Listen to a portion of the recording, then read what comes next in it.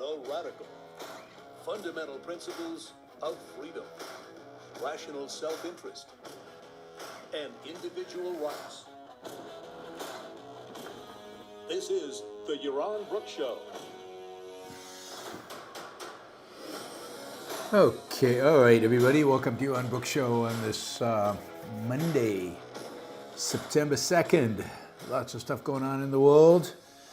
We're going to have a short show today. I have a hard stop. Sorry for the lateness, but as you can see, I'm somewhere new. We flew down to Seville in Spain, southern Spain, for this week. We'll be here for the next 5 days, and then we'll be back in Barcelona for a week, and then we'll go to Israel. Again, assuming everything's okay. It's not Ayn Rand's birthday today. We'll get to September 2nd in a minute. I'm in Seville, had to set stuff up, checked out the wireless. Wireless was a disaster. There's no way I could have done a show. Plus, I'm teaching a class later tonight. No way I could have done a show. No way I could have done anything online. So I called up IT, and he came, and we jiggered a wired connection. And this is the thing. The wired connection is like faster than what I have in Puerto Rico. It's a gigabyte up, a gigabyte down. And it just drives me nuts that we're in a beautiful hotel. It's a luxury collection, whatever. It's really, really nice. And they have shitty Wi-Fi when out of the socket in the wall, the Wi-Fi is phenomenal. Maybe it's the walls. Maybe because this is an ancient building, an old building. It's an old palace, I guess. The walls are made of concrete, and maybe that's a problem so just put more receivers, put more Wi-Fi receivers. It shouldn't be that hard. It shouldn't be that hard. They should be able to get good Wi-Fi. Anyway, we have I have a wide connection. We're all good. Things are great. Pocket Watch says, when you have a hard stop or other pertinent show info, it may help to put that in the pin note for those who arrive late. All right, good point. Good idea.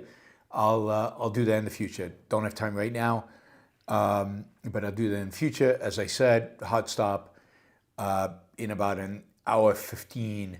I'll probably stop. So we'll see. We'll see how. Maybe go a little bit longer, maybe a little bit shorter. I do have a AIU class, Ayn Rand University class, that I have to teach at 3 p.m. East Coast time, which is 9 p.m. My time. Gail is confused about September 2nd. All right, so today is September 2nd. September 2nd is not Ayn Rand's birthday. Ayn Rand's birthday is February 2nd. September 2nd is the date in which Atlas Shrugged starts.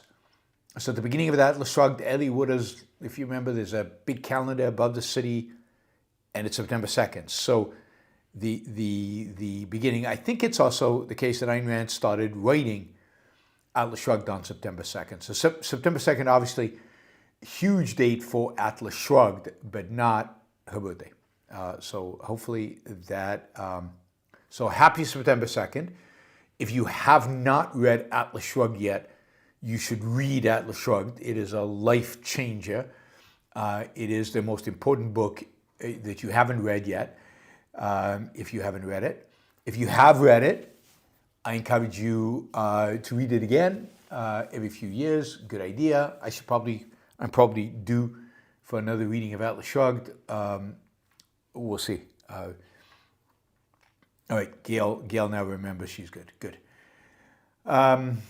What else? Before we get started on this week's terrible news, I think we are good. Brother, you asked for it. Yes, that is beginning of Atlas Shrugged. Read Atlas Shrugged again. Read it. Don't delay. Carl says, I'm going to reread Atlas Shrugged 25 years later. I just did it with the Fountainhead, and it is a great experience. Absolutely. absolutely. Pocket Watch says, I haven't read Atlas Shrugged in over 2 decades. Sound like I'm past due.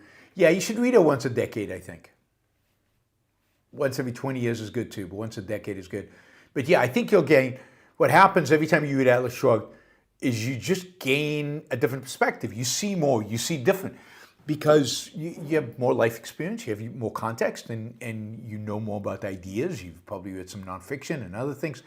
It just clicks, it just connects in ways that it couldn't have connected when I was 16 or 25 or 32 or whatever it is that you read it. So yes, this is a great day to remind everybody to reread Atlas Shrugged, and I think you'll love it. And for those of you who haven't read it, wow, I'm in a sense jealous. It's so much fun to read for the first time. As you probably know by now, on Saturday or Sunday, I think it was Saturday, Israeli troops discovered the bodies of 6 hostages. And upon investigation, it transpired that the hostages had been killed within 48 to 72 hours, that they had been. Basically what had happened is Hamas had identified the Israelis as entering the tunnels where they were holding these particular hostages. And instead of Hamas just running and taking the hostages with them, they basically just murdered these hostages, and they themselves ran off. I don't know why anybody is surprised by this. This is to be expected, and I think one of the reasons and one of the challenges in finding the hostages is, I think, that the Israeli army knows that as they approach finding these hostages, Hamas is very likely to just murder them. It has no incentive to allow them to go free. These Hamas are monsters, and this is horrible, but yeah, I mean, we all saw what happened October 7th.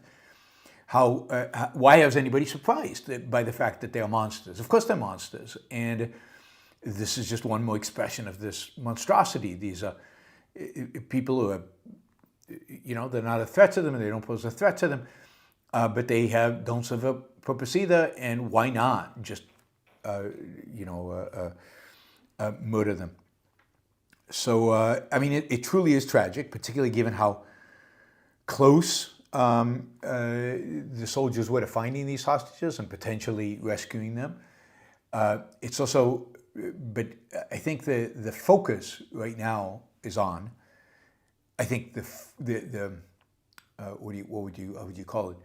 I think the false focus right now, the horrible focus right now, I think unjust focus right now, is on the fact that that if only Israel had cut a deal with Hamas a week ago, 2 months ago, whenever, these hostages would have been freed by now. At least that is the thinking. This is now being expressed by the Biden administration, by Biden himself. This has been expressed by the parents of the hostages themselves, which is somewhat understandable. They're horrified by the fact that their loved ones have died.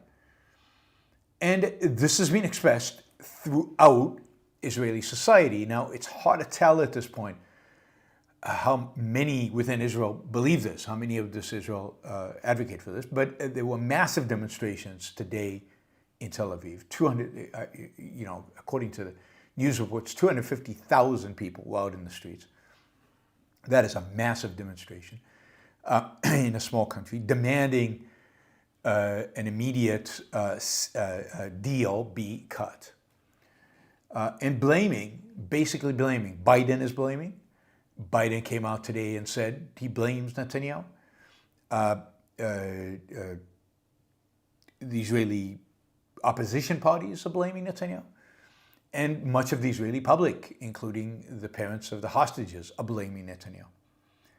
Now, as you all know, I despise Netanyahu. I think the man is a power-lusting monster.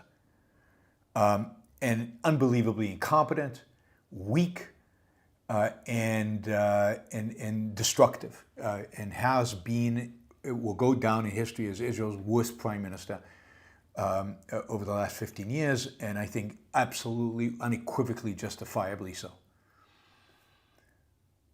But this is not something he should be blamed for, and indeed, it is outrageous that this is what is going on. And by the way, this is why Netanyahu should have resigned by now. He is too much, at a time when Israeli society needs to be united, he is, for good reason, a divisive character. He is bad for Israel, and people perceive him as such, and people attribute to him horrible motivations, justifiably, not without cause. And as a consequence, instead of focusing on what the real issue here is, and who the real enemy is, and who the real devils are, so much of the debate is focused instead on Netanyahu. And this is why he should have gone by now. He should have resigned. He should have quit. Even if it wasn't for another election, just somebody else needed to step in and take the premiership and take the responsibility. I think whoever that was would have probably done almost exactly the same as what Netanyahu has done. But it wouldn't have been perceived as, oh, he's just doing this for his own power lustful reasons. Anyway, Biden, the Israeli opposition parties, and the 250,000 people going out into the streets are playing into Hamas's hands. What Israel needs in order to win this, what Israel needs in order to achieve complete victory, real victory, and what I mean by real victory is the complete acceptance by the Palestinians of the fact that Israel will never go away, that they are defeated, and that they have to give up, and that they have to find a way to living with Israel. That is what it means, complete victory. Giving up on Hamas completely, giving up on all the political authorities today in the Palestinian Authority, and a complete acceptance by the Palestinian population of the very existence of Israel, and the complete acknowledgement of that and willingness to cut a deal, find a way to live together. What Biden is doing, and what the Israeli opposition is doing, and what the 250,000 people in the streets are doing, what they do is they keep giving the Palestinians hope. They keep leading the Palestinians to believe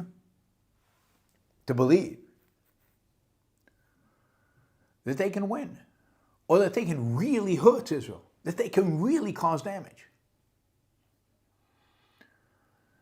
They keep believing that Israel will self-destruct, that Israel is, cannot survive, will kill itself. And indeed, that ultimately, if they can just keep going, if they can just keep doing this, that whoever administration of the future will turn its back on Israel. And I think the Palestinians really believe this, that once the Americans turn their back on Israel, Israel is finished. And Biden's giving them every reason to believe this. Yes, he sent dozens of ships to the Middle East. And yet, he is blaming the deaths of the hostages, to some extent at least, on Netanyahu, which is a massive travesty and an injustice. 100% of the blame. Well, I mean, okay. I'm willing to actually, argue that Netanyahu does own, bear some of the burden here. But the burden is not that he has not negotiated a deal yet. Because a deal is a disaster. A deal is recognition. A deal is giving up on victory. And currently, supposedly what's holding up the deal is Netanyahu's insistence on keeping the Philadelphia corridor, which is the corridor adjacent to, in Gaza, to the Egyptian border, under which there are over 150 tunnels. Of course Israel must keep that. Israel must not withdraw from that corridor. But even Netanyahu's own defense minister is saying, okay, we now need to give up on the corridor, because now that the hostages are being killed, we need to give up on the corridor. It's just unbelievable, the defeatist, blame yourself mentality of these Israelis, of these stupid politicians. Netanyahu is guilty here, if anything, for dragging this war out 11 months. If the Israelis are guilty of anything, it's the fact that Sinwar is still alive. It's the fact that this wasn't done with in 3 months. The fact that there are still hostages there. Now, I said, and I know nobody, this is super unpleasant, so I get it, that this is tough to hear. But I said, when the war started, I said, forget about the hostages. You cannot fight a war assuming, with hostages laying over your head constantly. Free them if you can. But other than that, go in there and crush the enemy. That will probably mean many of the hostages will be murdered. Tragic as that is, it is the only way to attain victory. Instead, they went in slow. They didn't go to the Philadelphia corridor until a couple of months ago. They didn't do what was necessary originally to shut this down. They didn't isolate the bad guys. They didn't kill the people who needed killing. They succumbed to world pressure. They succumbed to the Biden administration. They did this, with all due respect, all wrong. All of it wrong.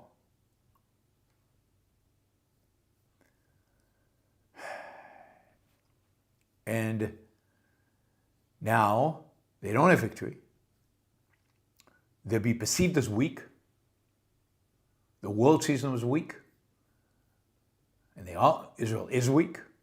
You can see by the fact that it doesn't attack Hezbollah and really devastate them, how weak they are, that it doesn't preempt Iran, that it isn't going after the nuclear program, how weak they are.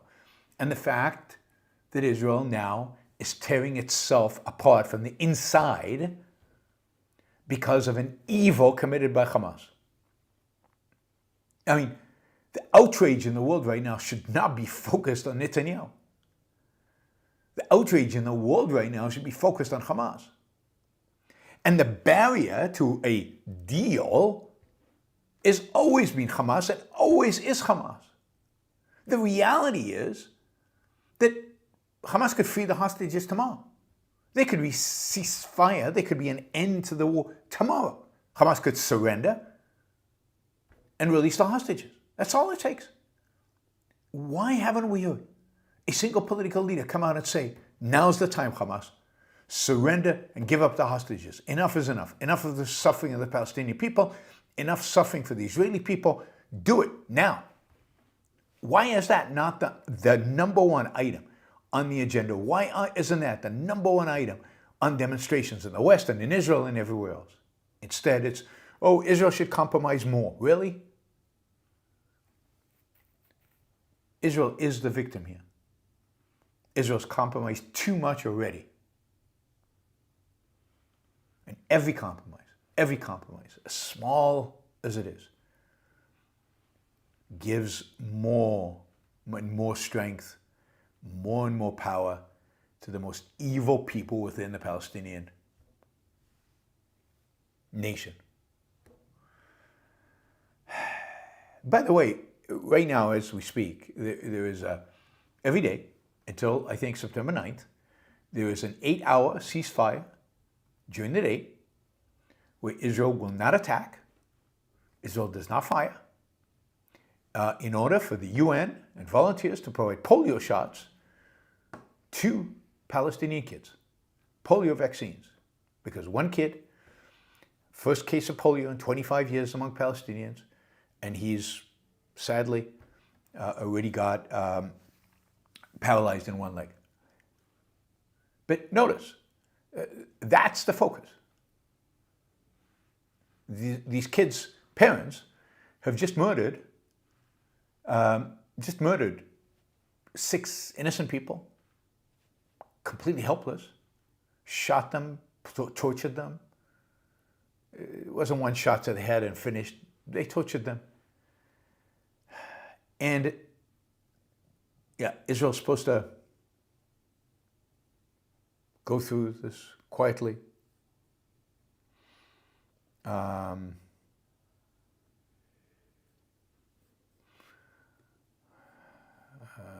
second.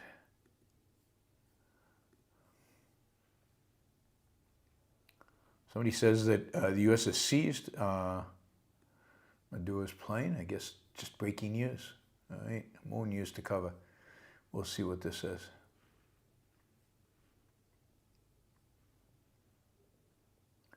All right, not that important. All right, let's see. So anyway, that's, I feel really bad for the parents of these kids. I feel really bad for their friends, for their family, for everybody. I mean, these 6 hostages were all young. They were in their 20s and 30s. They had a whole life in front of them. Again, they were just shot point blank. And I mean, this is Hamas. All the more reason to absolutely annihilate them. These are people who are still popular among Palestinians. These are people who are still supported among Palestinians. These are people who are still being protected by Palestinians. Sinwar supposedly is dressed as a woman and mingles in the Palestinian civilian population. People know.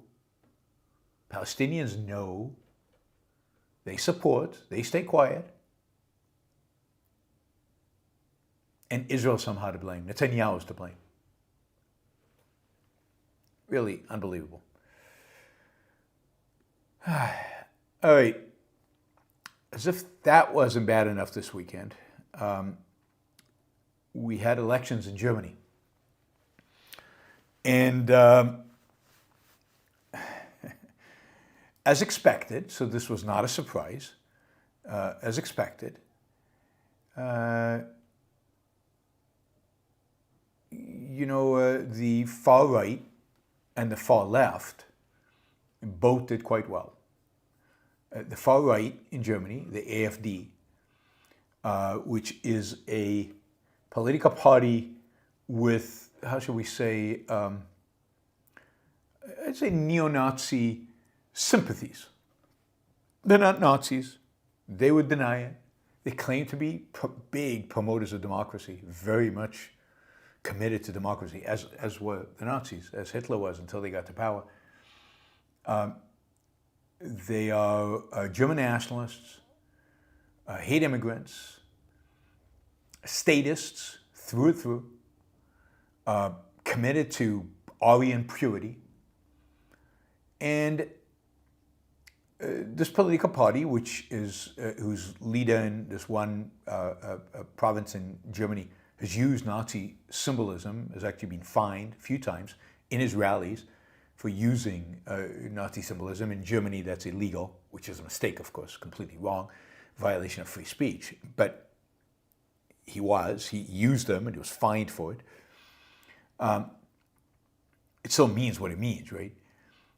Anyway, AFD in the Thuringia part of East Germany, AFD actually got the most votes of any other political party in Germany in the election over the weekend. They got 32.8%.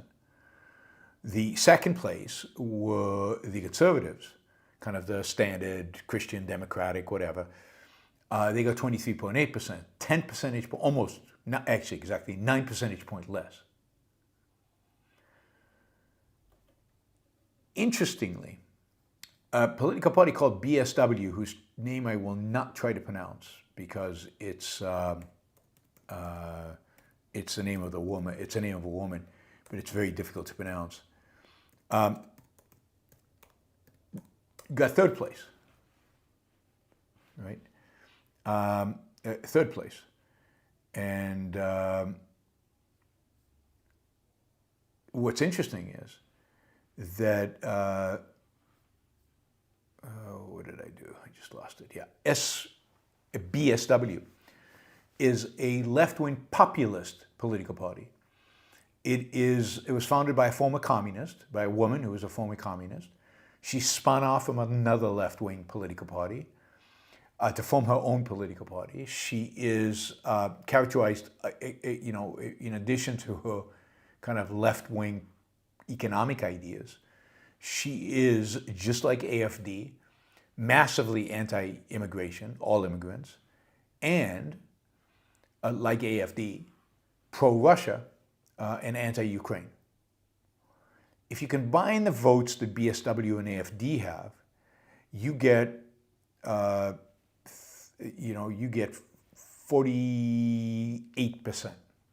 48%. So almost 50% of the vote basically agrees on Ukraine, Russia, immigration, and statist policies. BSW statist policies from what you would call a socialist perspective, AFD from a more fascist perspective. In addition, there is another leftist political party called just the left, right?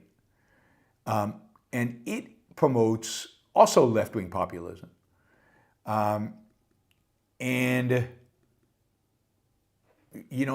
Is anti-EU, and AFD and BSW basically anti-EU at the end of the day as well. So that if you add this left populist party, you basically get an overwhelming majority in Thuringia of political parties dedicated to a common left-right fascist kind agenda. The political parties that rule Germany today, the kind of the left of center political parties, the Greens, the FDP, and the SPD, were annihilated in this election. I mean, to even get into these local parliaments, you need 5%. Two of those parties didn't even get 5%. Like the Greens were annihilated. FDP was annihilated. SPD squeezed in with 6%. This is the ruling coalition in Germany right now, have more than 50%. Here they got about 10, maybe 10.5%. They've just been destroyed.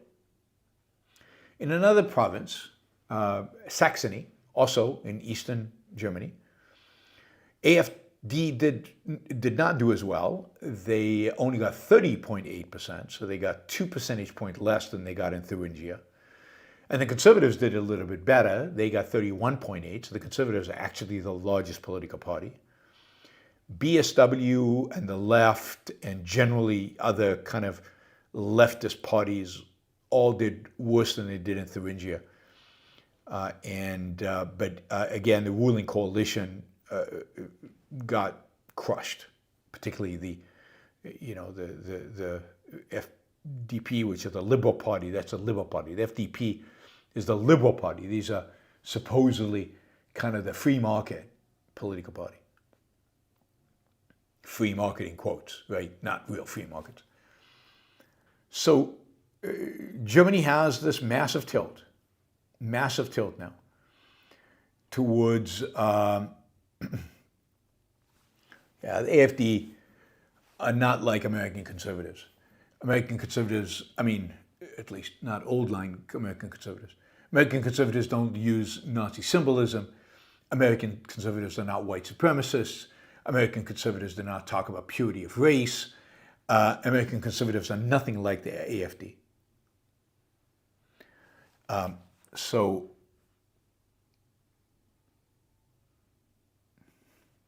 yeah, there's the. I mean, they are right now a political party that that claims to be the rule of law party. It claims to be we just want to enforce German laws. It claims to be, oh no, we don't believe in fascism. We're completely pro-democracy. Oh no, we're just mainstream. There's nothing special about us. We just want these asylum seekers out. But other than that, we're not that different than the mainstream political parties. Yeah, right. This is why you use Nazi symbolism. This is how you squeak in. This is how you squeak in. This is how you lull everybody to sleep. This is how you convince everybody, oh, no, I'm just like everybody else. I'm just a standard conservative. There's nothing unusual about me. I mean, there's a reason why the German Conservative Party won't have anything to do with them. I think they'll have to, because the voters have spoken.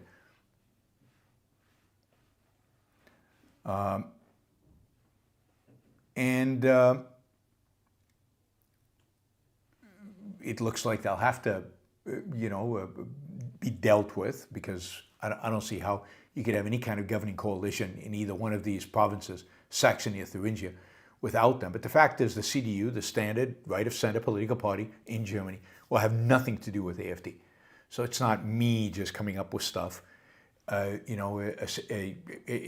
majority of Germans, at least even in the East, voted against them because these people are dangerous. The result is somewhat similar, if you will, to the result we saw in France, right? You saw in France Marine Le Pen's party and the far left parties both gaining significantly, right? Both Marine Le Pen maybe less so, but ultimately both being more pro-Russia, both being anti-immigration, and both being much more statist in their economic policy. And really, that's where we are in Europe today. Europe today is statist, fascist socialist economically, and xenophobic, massively xenophobic. And I'm not saying they don't have real reasons to be anti-immigration. There are very good reasons in Europe to be anti-immigration. The situation of immigration in Europe is dramatically different than the one in the United States, primarily because the immigrants in Europe are Muslims. And Islam, particularly given the way the West has dealt with Islam, Islam is a real challenge, a real problem, a real issue that Europe at this point has no clue how to deal with. So, but these political parties are approaching it from a xenophobic perspective and a pro-Russia perspective. This is the center, if you will, the center-left, center-right, semi-markets, semi-freedom, supporting Ukraine in its war against Russia, anti-authoritarian at its core. The center has folded, it looks like, throughout Europe. Certainly, again, in the heart of Europe, which is Germany and France. Now, let's be clear that these elections are happening in Eastern Europe, in Eastern Germany. Eastern Germany has a very different political dynamic than West Germany. West Germany is far more centrist. West Germany is also the part of Germany that is growing in terms of population. East Germany is shrinking. Not only have East Germans been moving to the West and continue to move to the West, But East Germany does not, they're not very hospitable to immigrants. So people are not moving to East Germany, even though East Germany is doing fine economically. But the deindustrialization that is going on in Germany right now, which is caused to a large extent because of Germany's energy policy, is hitting West Germany more than it is East Germany. East Germany businesses are smaller, and it seems to have more resilience economically right now to what's going on in Germany than West Germany. Germany generally is in a quasi-recession. It's 0 to negative growth. This is part of the issue, but East Germany is dramatically more far right than and far left, far right and far left, right? AFD and BSW and the left, which is a political party, the left, much more radicalized, left and right, in Eastern Germany than in Western Germany. Now, there's a lot we can speculate about this, but this is pure speculation. I have no particular insight into Germany, but here's my speculation, is that East Germany went through a shock when the Berlin Wall fell down. The young, ambitious Germans who lived in East Germany have mostly left and moved to the West. A lot of the people who they left behind are older and less inclined to change. The people who left behind are less entrepreneurial, because the more entrepreneurial people got up and left when they saw opportunities in the West. So the East is older and more passive. And I know, people are going to be offended by what I'm saying.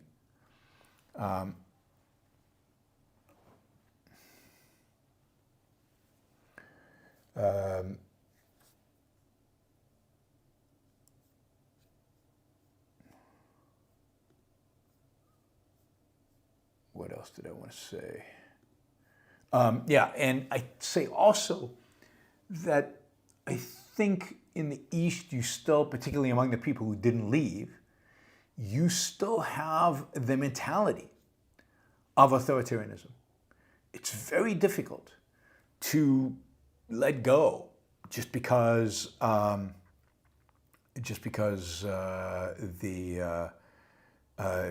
Berlin Wall fell. The people there still have a certain mentality of authoritarianism, in this case communism. And the people in Germany have lived through communism, in Eastern Germany have lived through Nazism, they've lived through authoritarianism, and it affects how people think. It affects the culture.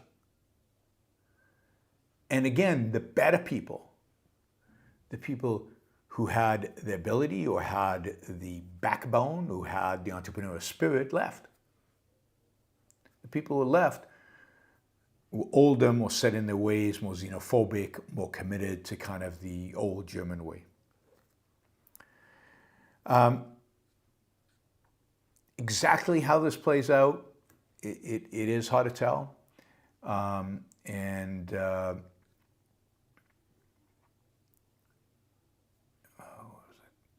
Exactly how this plays out, it's hard to tell. It's hard to tell what kind of coalitions will be formed in Thuringia and Saxony. It's hard to tell how this is going to affect other elections in East Germany later this month. And then, of course, later on, I think next year, national elections. But, if you know anything about the history of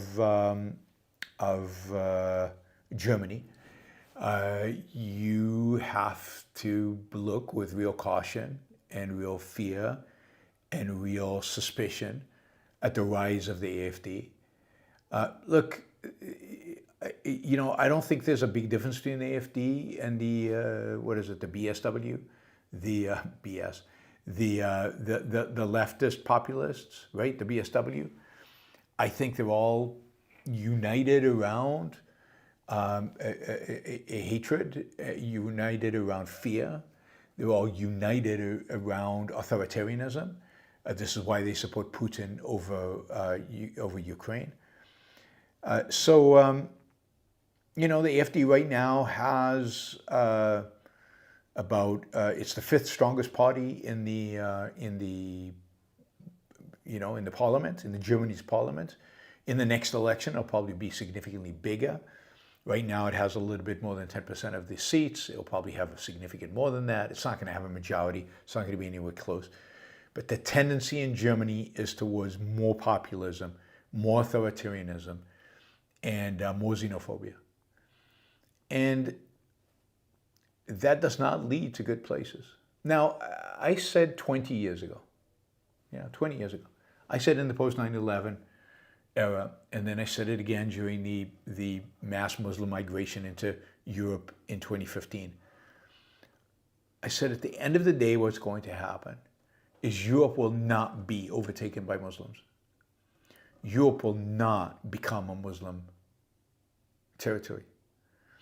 I said, and there's tape of me saying this, I said it's much more likely, in my view, that as the Muslim gets more aggressive, as they get more violent, as they get more assertive, as they get more demanding for Sharia law and demanding for a peace of Europe, demanding for the imposition of their own ideas on Europeans, the more that happens, the further along that path we go, and we're already on that path, the more likely it is that the Germans will wake up and that one day in our future, there are concentration camps in Germany.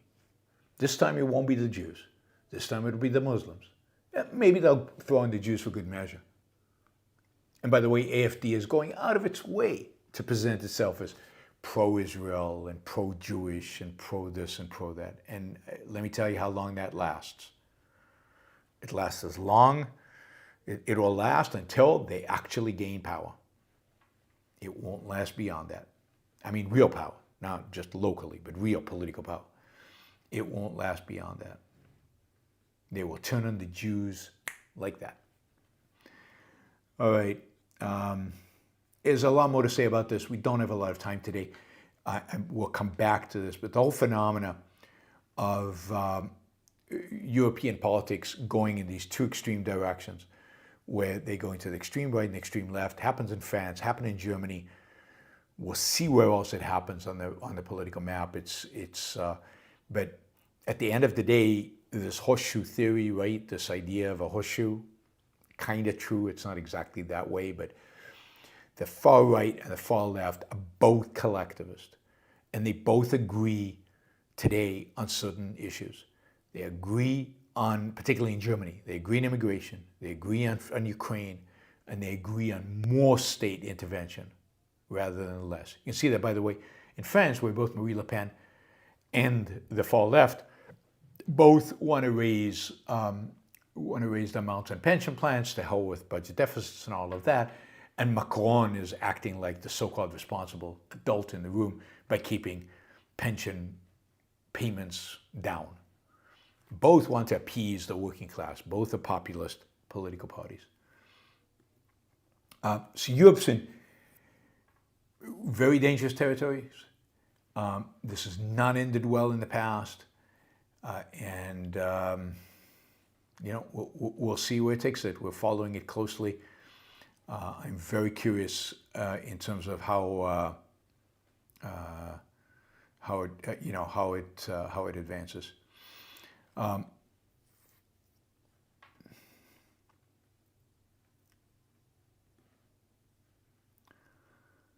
All right. Again, we're talking about East Germany. East Germany is, it might attract, the AfD might attract young voters in West Germany. East Germany, the reality is that it's a significantly older voting bloc in East Germany. East Germany is significantly, those counties, Thuringia and Saxony, are significantly older communities. Now, it could be that young people growing up in older communities, particularly the men, the women interesting enough, women left East Germany much faster than the men did, and in much larger numbers than the men. So there are a lot of men in East Germany without women, I guess. But the reality is, these are young and old, neo-fascists, and their thuggery is, we're going to see it. We're going to see it. Now, maybe it's hard to see it right now, but we will see it. I'm making that prediction. These are thugs. These are thugs. And there's a sense in which the Kantian philosophy that drove Germany ultimately to Hitler, the German Romantic philosophy that brought that outcome to Germany, that philosophy has not gone away. World War II did not make that philosophy disappear. So would anybody be shocked if Germany reverted backwards towards authoritarianism and towards some kind of new version of authoritarianism? I don't think anybody should be shocked, given the ideas that are out there. When does it come to the US? It's already trickling into the US. It's already here. You can see it. You can see it on the right all over the place. You can see it on the left all over the place. You can see it in the personality worship of our politics. You can see it in the non-ideological nature of both left and right in the United States. They're all anti each other, but they're not pro anything that is meaningful. So it's already in the United States. All right. We'll come back to this topic and dig deeper into the AFP, and I'll pull up some of their statements, and we'll do a closer analysis once we get more data on these elections, exactly who voted who, where, but not good. All right, two other quick topics, and then we'll call it a day. We've got a few questions lined up in the super chat, which I remind you is a way to fund this show by those of you who are live. So please consider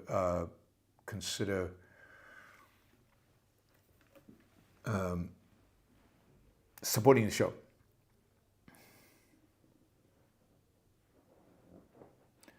Let's see.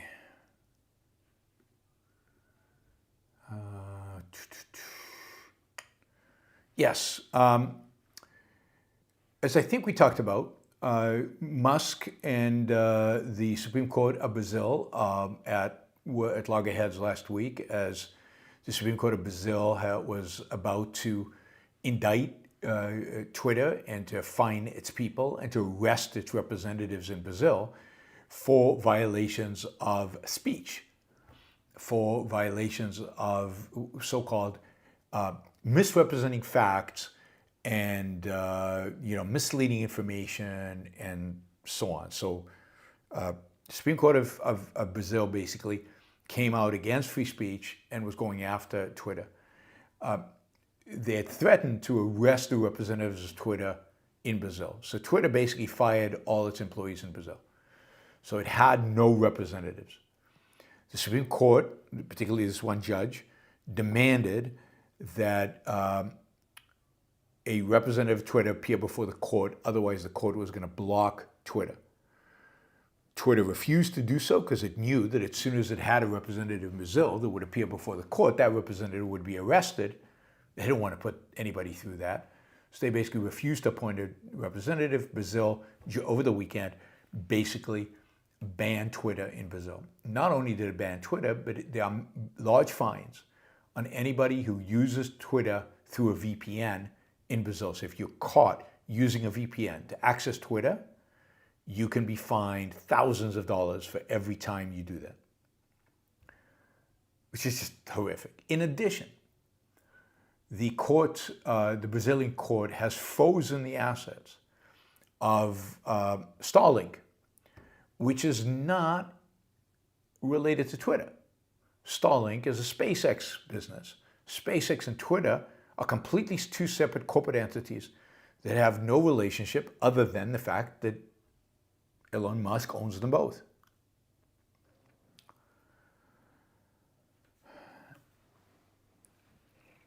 So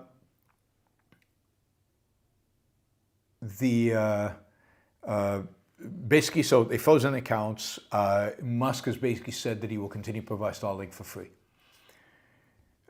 Good for Musk for doing that. But in the meantime, Musk over the weekend started releasing information about the various activities of this judge, both his corruption and his restrictions on free speech and everything else. So the war between Musk and the Brazilian authorities is only accelerated and only gaining traction. Brazilians are going to have to decide what they're going to do about this. I haven't seen any yet indications that the Brazilians are going to go out into the streets to fight for Twitter and to fight the Supreme Court. But you do have to take into account that this is an ever-growingly authoritarian regime, the regime of Lula. He is a corrupt, socialist, authoritarian thug.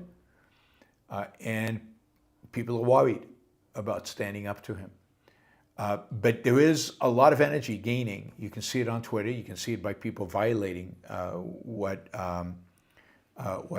happened, and they are now in this place where we'll see if they rise up. Hopefully, they will find an alternative to Lula that is not Bolsonaro. Bolsonaro was a disaster for Brazil and was made it possible, I think, for Lula to come back. He was incompetent and stupid. And as I've said many times, he basically sucked all the good vibes out of the free market movement in Brazil and sucked its energy away, and that free market movement has disappeared. So let's hope they can find somebody better than a real, what do you call it, destructive politician like Bolsonaro. But, Brazil is an important country. It's got about 250 million people. It's by far the most populous country in South America. We can hope that the Brazilian people get some inspiration from Milei and Milei's agenda and Milei's influence. I don't know, but we can hope that. Brazil does have a robust free market movement. Again, the air was sucked out of it by Bolsonaro and his agenda, but it is there. We just got a comment from Brazil. Big demonstrations of September 7th. So later in the week. Good. I'm going to be keeping track. As you know, I follow Brazil quite closely. I've been to Brazil many times. I've spoken to thousands of Brazilians. Probably my biggest audiences anywhere in the world have been in Brazil. I've probably spoken to more Brazilians than Americans at this point. Well, maybe not if you include the Tea Party, then I spoke to more Americans. So I will keep following what's going on there. I hope that sometime next year, maybe in April, I will be visiting Brazil. But it is time. It is great to see, put it this way, it's great to see Elon Musk standing up against the Brazilian Supreme Court. It's sad that Brazilian politicians have not had the courage to do that, right? I mean, Bolsonaro did little to reform that court, to get rid of the corrupt judges, to get rid of the leftists in there. Now, granted, the politics were against him and they had COVID, but he was also incompetent. That's just the reality of it.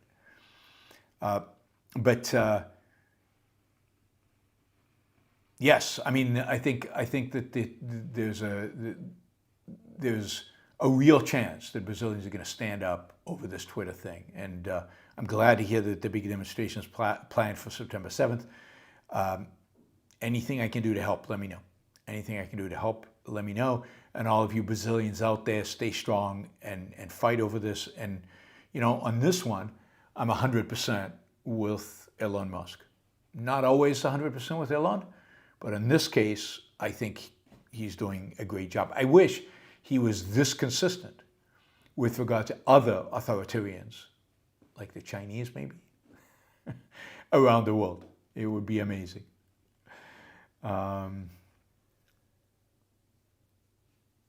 Let's see. All right, I see that the U.S. has seized a plane belonging to Venezuelan President Maduro, claiming it was bought illegally for $13 million and smuggled out of the country. According to the U.S. Justice Department, the Falcon 900EX aircraft was seized in the Dominican Republic and transported to the U.S. state of Florida. It is unclear how and when the plane ended up in the Dominican Republic. Tracking data showing it leaving La Isabela Airport near the capital of Santo Domingo on Monday arrived in Fort Lauderdale Airport in Florida soon after. There's no immediate comment from Mr. Maduro. U.S. officials said the plane was seized for suspected violation of U.S. export controls and sanction laws. I don't know. Let me say something about Maduro and sanctions, right?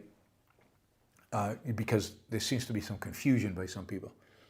I do not support sanctions from Venezuela, and I do not support sanctions on Cuba. What I don't support is appeasing these regimes, which is what the Biden administration was doing. When I criticized Ron Paul has come out pro-Maduro. I criticized Ron Paul not because he opposes the sanctions. I criticized Ron Paul because Ron Paul claims that Venezuela's problems, Venezuela's economic problems, are caused by the sanctions, not by socialism, which is what caused them. So I'm against sanctions. I'm only for embargoes and I'm not for sanctions, I'm for embargoes on countries that are enemies. Iran, North Korea, and potentially Russia, I think, are the only enemies the United States have and the only countries that should actually suffer from sanctions or embargoes. I think if Americans want to trade with Cuba, they should. I don't think you should. I don't think you as an American should trade with Venezuela. I don't think you as an American should invest in Venezuela. I don't think you as an American should buy oil from Venezuela. But I don't think the government has any business in it. It's not a national security threat to the United States. So anyway, I just wanted to clarify that point. But Ron Paul has argued for Maduro on several occasions and basically said that Venezuela's problems are caused by the sanctions, which is just not true. Venezuela's problems are caused by its own socialism, and Ron Paul, of all people, you'd think would know better.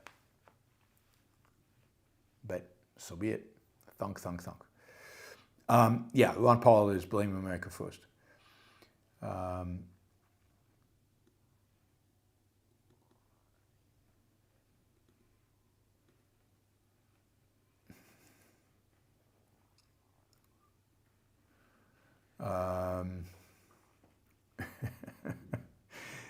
I just read you this comment on Twitter, and then I'll go to your super chats.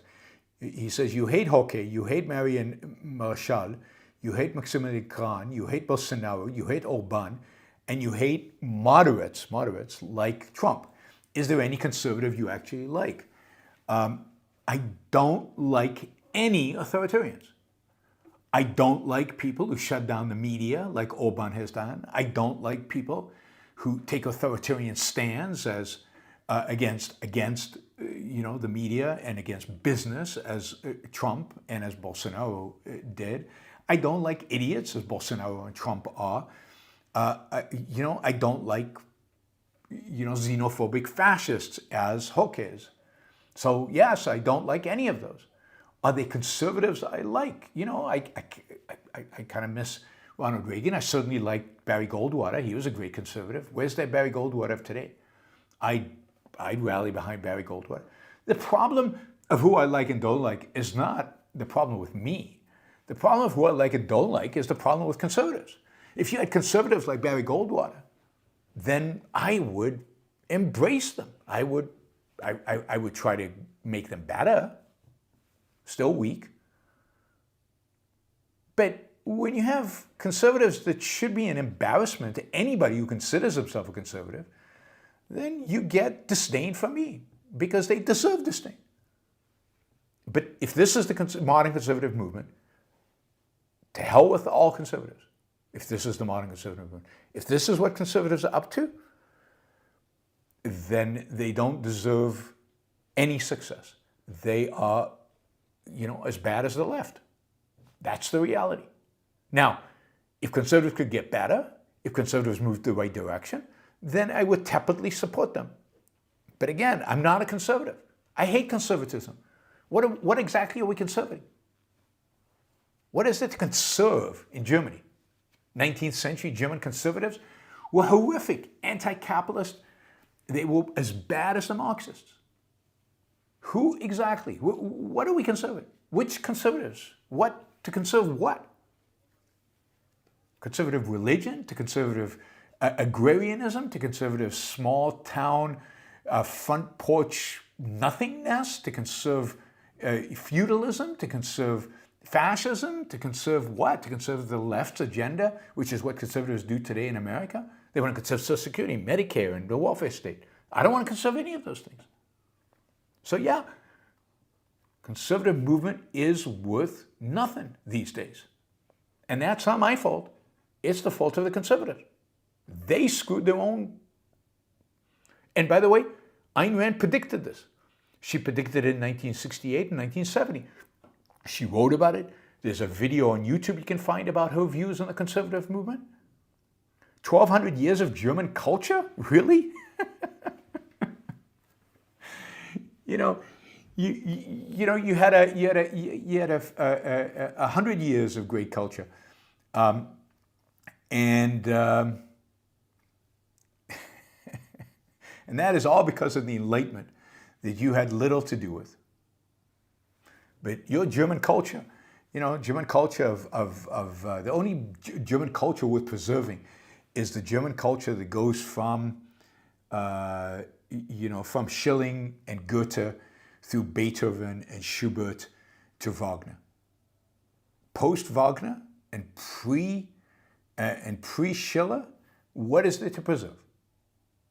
You were barbarians to the Romans, and you were barbarians post-Wagner. So, German culture, it's exactly what you're trying to conserve. Right? The worst elements of German culture, because Hoche and these guys are not trying to preserve Schiller and Goethe. They're not trying to preserve German, the great German artists. They're not trying to preserve Wagner and Beethoven. They're trying to preserve, and of course, not to mention the fact that German culture, German philosophy, more importantly, brought about Kant, Hegel, Marx. That's German culture that has destroyed the West. That is at the root, destroyed the Enlightenment and destroyed the West. Nietzsche, Schopenhauer, ultimately the whole lot. You Germans have done it. You Germans have done it. So if you want to talk about German culture, yeah, take responsibility for the evils you have brought to Western civilization. All right, let's move on. Super chat, there we are. All right, Andrew. Does Ayn Rand explore in Atlas Shrugged why James Taggart and the others were on the death premise, or was she only interested in identifying that it exists? Do you have any thoughts as to why? There is no, at the end of the day, there is no why, right? They made choices that led to that. Why did they make choices? They did. They just did. So she does not explore. I don't think she explores it. She identifies it. She's not doing psychology at that level, right? Causal psychology. And it's not clear that it's at the end, when you keep going backwards, at the end, what you find is they made certain choices that led them to on the death premise, and they stayed on that premise and they did not deviate. Why they did it, I don't know that you can have an answer to that. Fear, hatred. Why did they fear? Why did they hate? It's always going to be circular. It's always going to go down to they made choices. All right, I'll just do this. This is the analytic synthetic dichotomy. The Enlightenment, Hobbes destroyed the West. I mean, why are you even listening to this show? If you think the Enlightenment destroyed the West and you don't know what the West is, you have no conception of what the West stands for, what the West represents, what is the innovation that is the West. And this is the danger of this cultural rebirth in Germany. When you don't understand what the West is, what you're going to bring about are the anti-Western elements that are deeply rooted in Germany, in German philosophy, in German idealism, in German romanticism as an ideology, not as an aesthetic movement. It is exactly German idealistic philosophy, German 1,200 years of German culture, which is anti-Western, which is destructive to Western ideas. It is destructive to the very foundation of what makes the West the West. The West is the Enlightenment. The West is Greece, and to some extent Rome.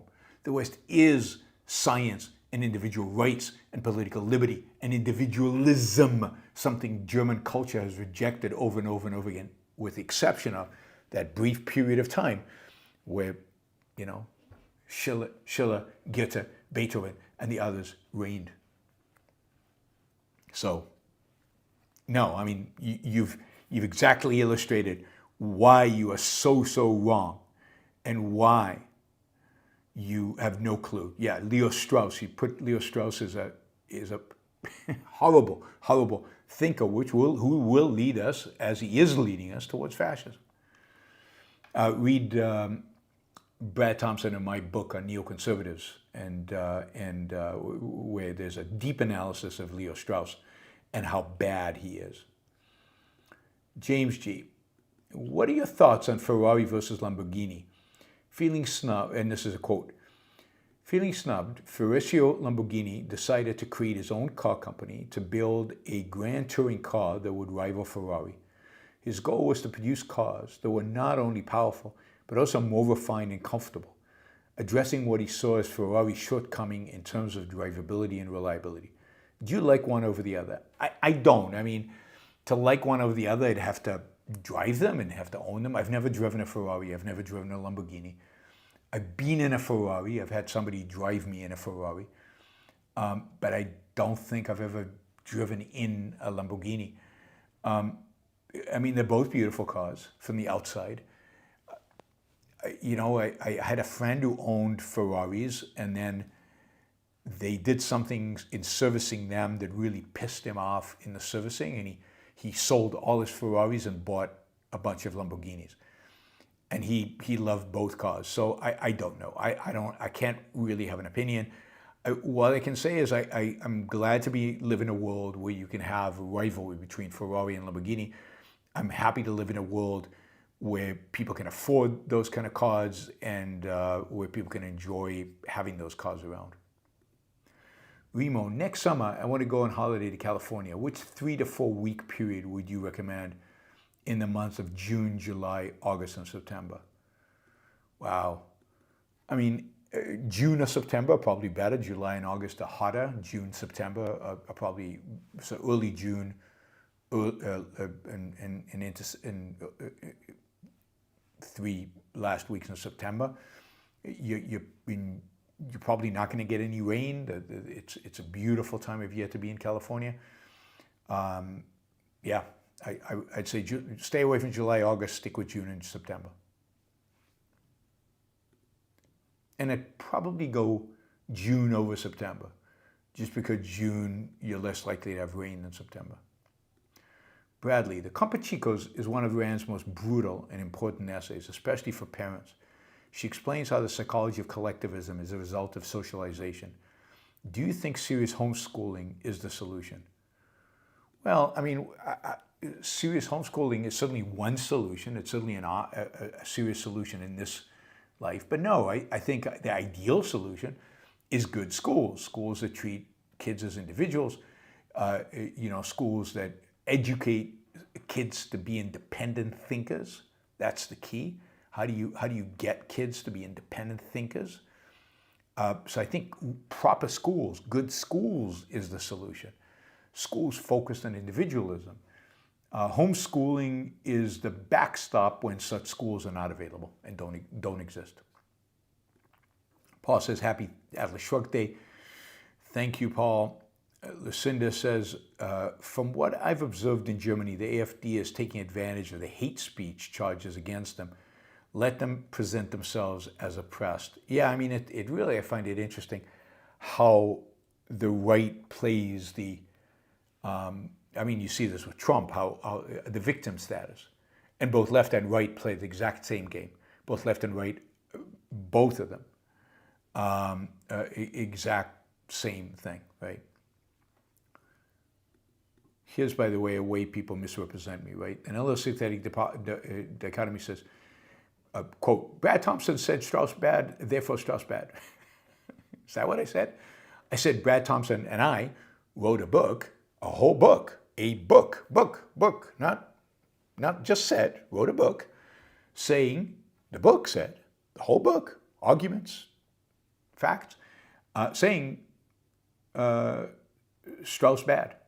Therefore, Strauss bad. Or you make the decision after you read the book. But you're arguing I haven't read Strauss. You're arguing I'm not making an argument. But it's, you know, see, this is what Scott did. This is what all my enemies do. They don't actually listen to what I say. They don't actually report what I actually say. They just take stuff out of context. They take sound bites and they just drop them out there. All right, Jim. What do you have on a desert island of 3 people when 2 out of the 3 vote to cook and eat the third? Barbarism or democracy? Well, clearly barbarism, right? And democracy in its pure form, democracy in the form of pure majority rule, is barbarism. We don't have in the West, pure democracy. We have, for example, in most countries, not all, unfortunately, but in most countries, we have laws protecting free speech, at least to some extent, so that you can't do what happened to Socrates in Athenian democracy. We have laws and we have constitutions that protect nowhere near the way I would like it protected. Things like property and contracts and other things. I am not a proponent of democracy in the sense of pure majoritarian democracy, but Western democracy is limited democracy. It's democracy with some constraints, some limitations, some acknowledgments that there are things that you cannot vote people out of. And most of the West has those limitations on their own democracies because the Founding Fathers, but most people who at least once upon a time, I don't know if anybody today, but most people who founded, I think, the modern West, had an understanding of the limitations of democracy and why it needs to be constrained and why you need constitutions or you need basic laws or you need a Supreme Court, you need something to constrain the barbarism of, call it pure democracy or unlimited democracy. Thanks, Jim. Hunter. Brazil and many countries across the globe are not playing statecraft, not representatives of civilization, but the medieval Neanderthals ensued.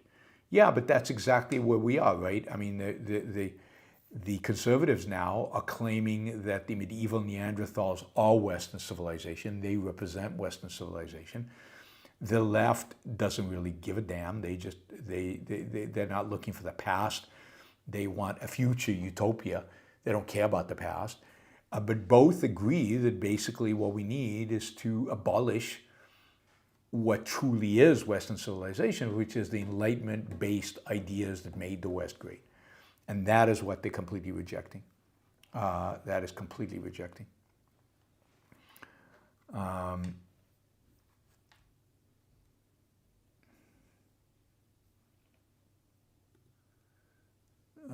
And that's why conservatives and the left are so similar. Because at the end, they want the same thing, even though they come at it from explaining it from different ways. Jim Brown, Rousseau's doctrine of self-determination is still kicking, isn't it? Yeah, I mean, Rousseau's behind so much of the evil, particularly from the left. There's so much out there that is just horrific. His rejection of rights, his rejection of the individual, his rejection deep down of reason. And what Kant and everybody else loved about him, right, is this rejection of reason. And what that rejection of reason ultimately led him to do was embrace the noble savage. That is, embrace civilization as the enemy. Civilization, Enlightenment civilization, Western civilization, a civilization based on reason, individualism, political liberty. That is the enemy. And then tribalism as the natural, as this self-determination, tribalism as the natural state of man. All right, we're going to have to go through these quickly because I do have to run. Atlas Shrugged deserves a great presentation on the screen, but at least no bad presentation can ruin the book. It stands as an independent entity. Yes, but just read the book. Forget about the movies. Read the book. Read the book. Don't wait for the movie. All right, Andrew, I think this will be the last question. What do you think is an essential difference between the era Dagny and the era of Dominique? Oh, Dominique's is, I mean, it's a hugely different era. What is the essential difference? I mean, Dominique's era is that she, I mean, they're both, I mean, Dominique doesn't see the good, right?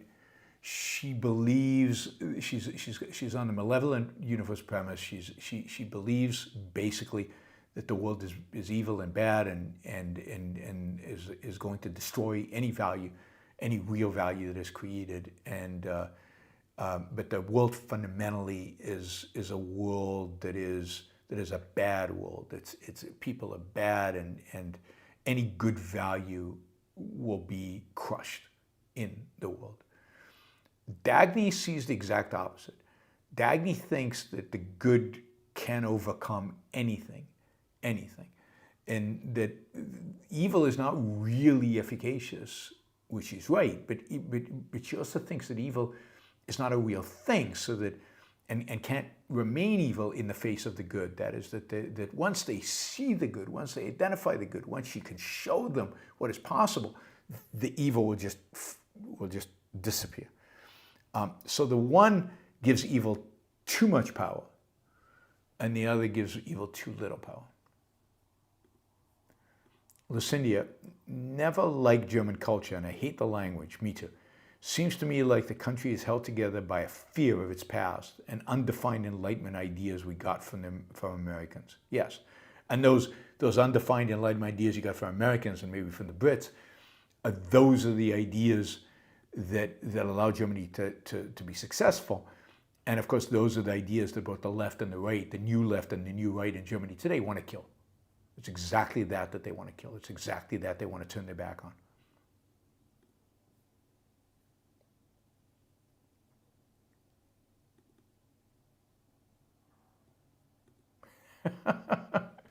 Okay, I see. C. Bradley Thompson has joined the discussion. Yes, Brad. I mean, we really need to sit at this guy's feet and learn of the wisdom of Leo Strauss. Brian, after getting solicited and you turn them down, they insult you, what would your reaction be? I'm not sure who you're talking about, Brian. What are you talking about? After getting solicited and you turn them down, they insult you, what would your reaction be? I don't get it. Sorry. You're going to have to spell it out more, I guess. All right, guys, I really do have to run. I have to go teach a class. Brad, it's good to see you on here. Thanks for joining us. What else do we want to do here? I want to say, Nivfell says the movie Atlas Shrugged looks like the Transformers. It No, the Transformers looks better than it. All right, everybody. Really, really appreciate it. A lot of you on here. Thank you. Nefel, by the way, that was their 10th super chat. YouTube lets me know sometimes on these anniversaries. Thank you for all the people who gave stickers. Sorry I didn't have time to acknowledge everybody. It's a little screwed up because I'm traveling. I apologize. I will be doing shows this week on a kind of a on and off schedule, but I will be doing some shows. So stay tuned. They might be last minute, but the internet here in this hotel, in this room, is too good not to do some shows. Now that I finally got the wires all hooked up. And I'm sure, and I'll tell you a little bit about Seville next show that we do. You should, and Spanish history is fascinating. I need to learn more about Spanish history. It's horrific and fascinating all at the same time. See you all maybe tomorrow, but see you all soon. Bye, everybody.